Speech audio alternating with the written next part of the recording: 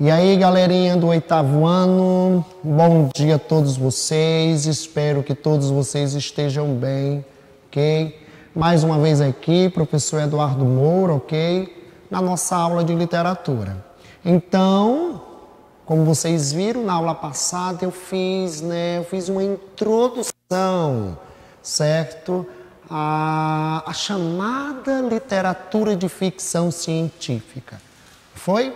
E o autor em questão aqui é o autor, podemos dizer assim, um dos expoentes, certo? Quando a gente fala em literatura de ficção científica no século XIX, um dos expoentes foi o escritor francês Júlio Verne, ok? E a obra, que estamos lendo, espero que todos vocês já tenham feito a leitura do capítulo 1, porque hoje eu vou comentar alguns aspectos interessantes daqui do capítulo 1 da literatura do escritor francês Júlio Verne, ok? Então, eu tenho algo para falar para vocês no que se refere a esse escritor francês do século XIX.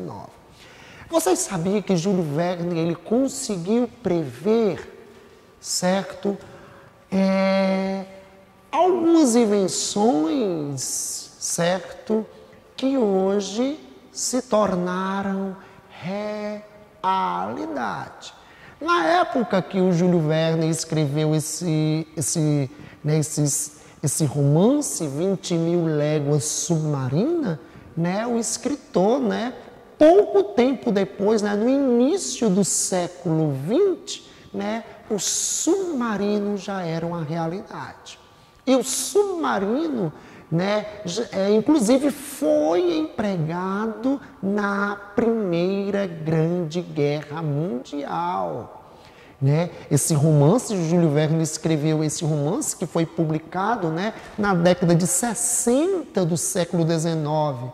Ou seja, em menos de 50 anos depois, o submarino já era uma realidade. Como o escritor também previu, a televisão, previu também, uma outra coisa que ele previu também, as viagens espaciais, que hoje é uma realidade.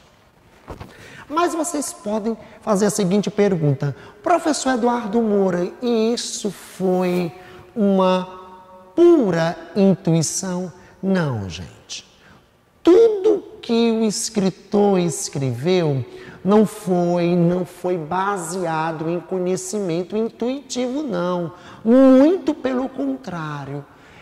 Júlio Verne era um homem que estudava muito, inclusive ele estava a par, ele estava ciente de todos os acontecimentos, ele estava ciente de todas as pesquisas científicas do momento histórico do qual ele participou, do qual ele vivenciou, certo?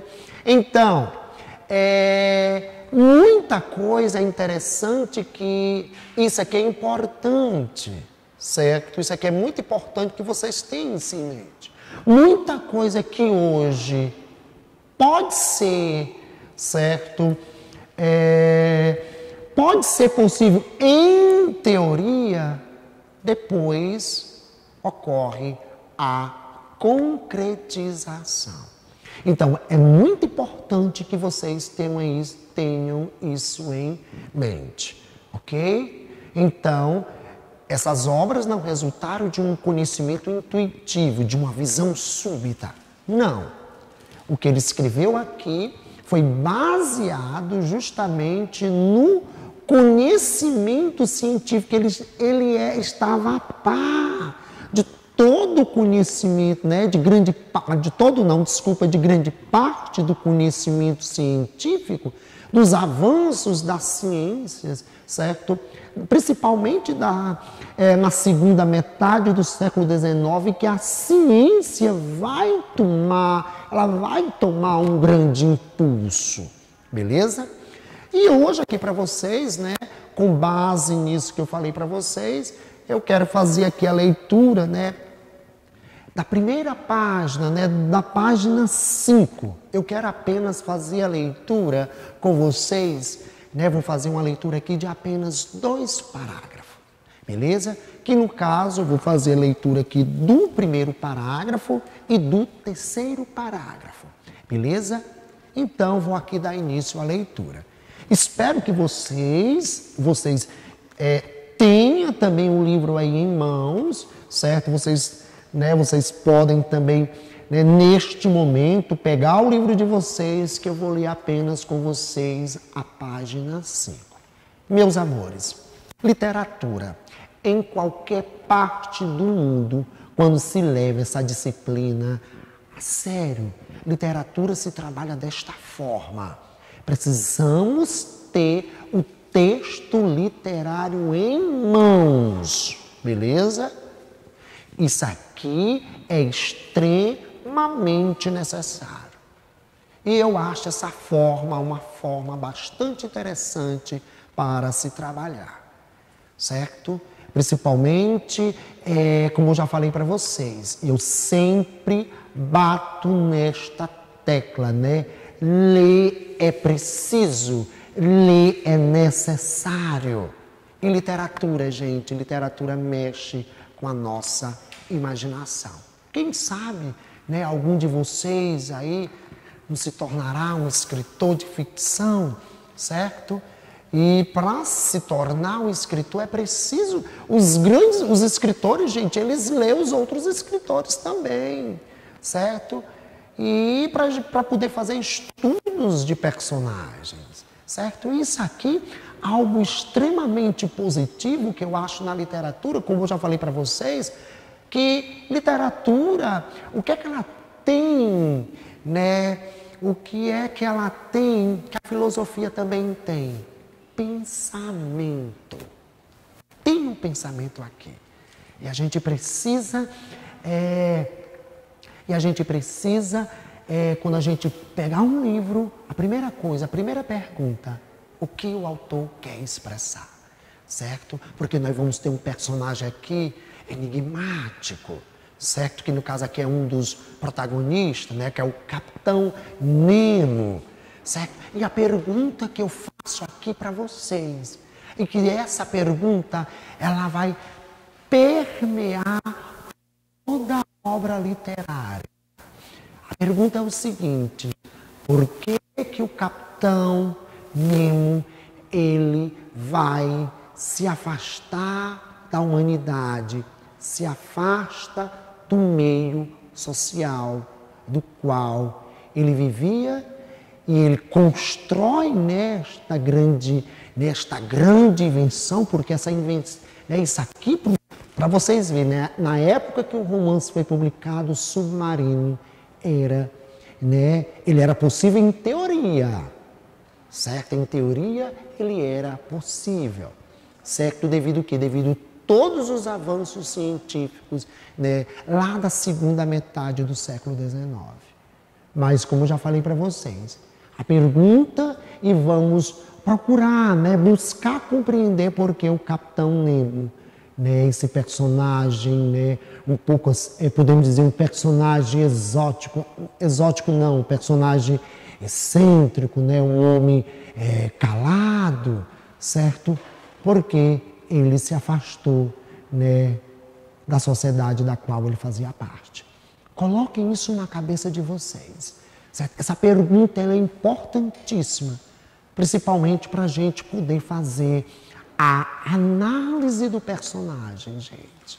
Porque através dos personagens, a gente consegue perceber, ok, o que o autor ele quer expressar. Beleza?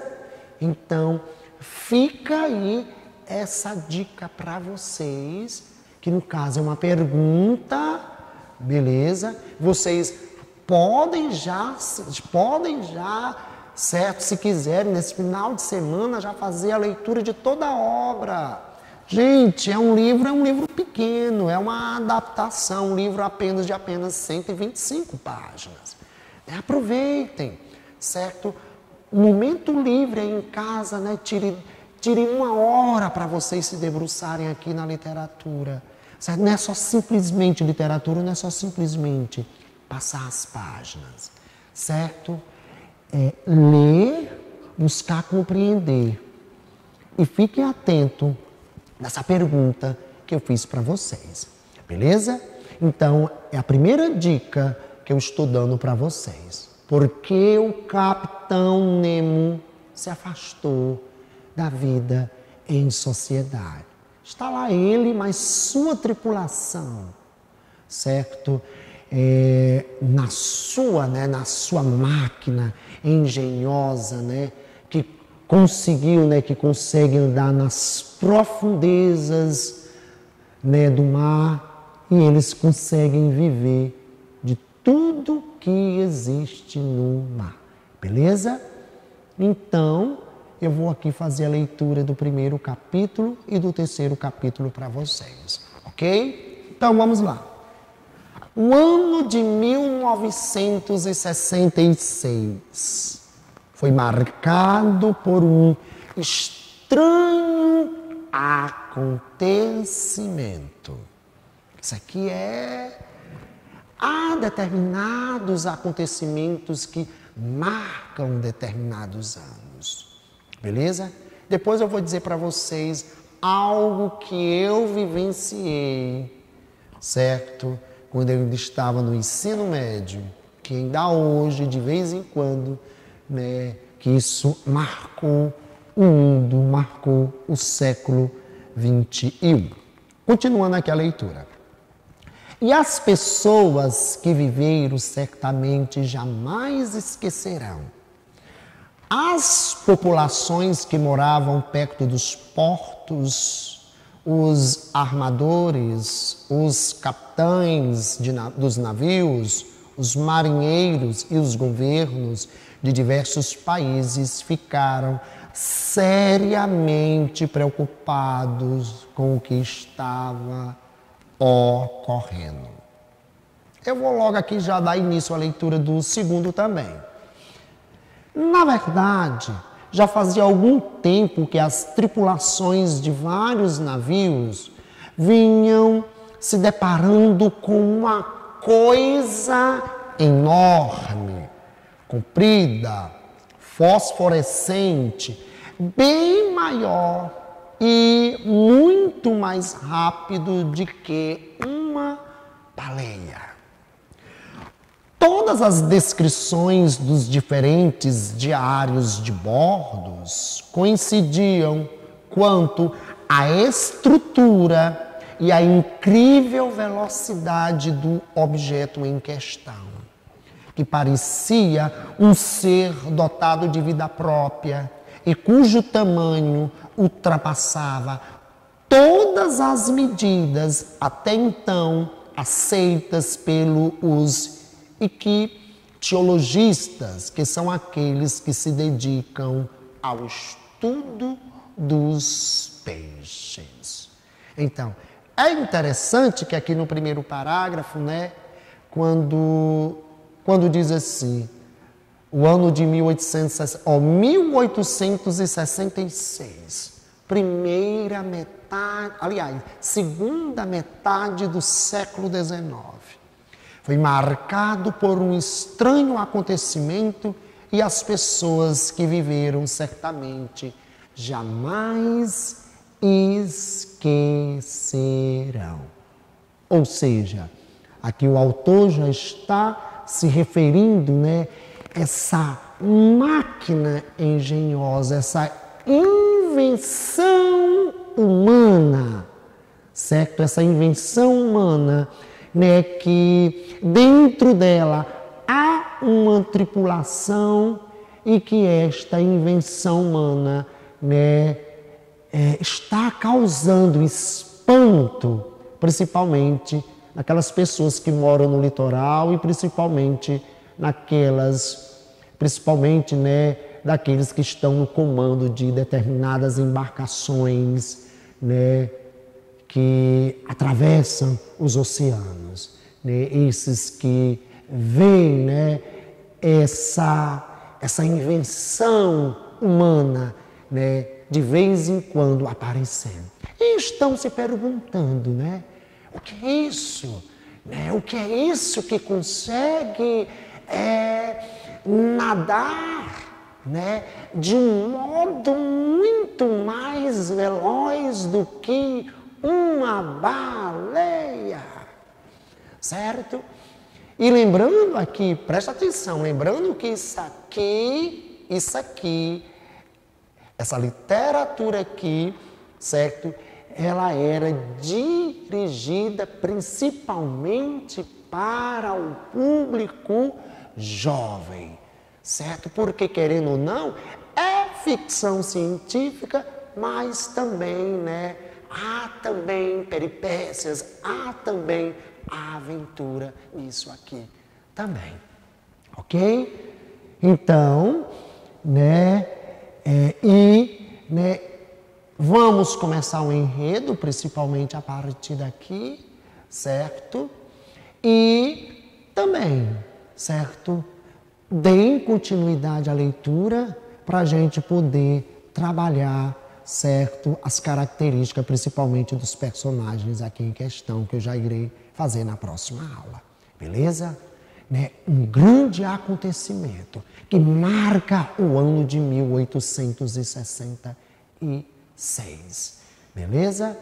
Então, como eu já falei para vocês, hoje, todo mundo, né? A gente assistiu vários filmes, certo? Sabemos que hoje isso aqui já é uma realidade e que isso hoje também sabemos, né? Que não desperta tanto interesse para nós, né? Que somos do século XX e do século XXI. Mas lembrando que isso aqui, no ano que foi escrito, ainda não era uma realidade. Beleza? Então, meus amores, tchau, tchau. Um beijo para todos vocês. Faça uma leitura e procure pensar sobre os personagens em questão, certo? Os personagens em questão. E outra coisa, aquela dicasinha que eu dei para vocês. Por que vocês acham que o Capitão Nemo se afastou das pessoas, certo? Se afastou da sociedade, se afastou daquilo que chamamos de mundo civilizado? Será o que foi que ele viu no convívio com as pessoas que fez com que ele fosse viver nas profundezas do mar? Beleza? Tchau, tchau. Um beijo em todos vocês, um abração e tudo de bom na vida de vocês.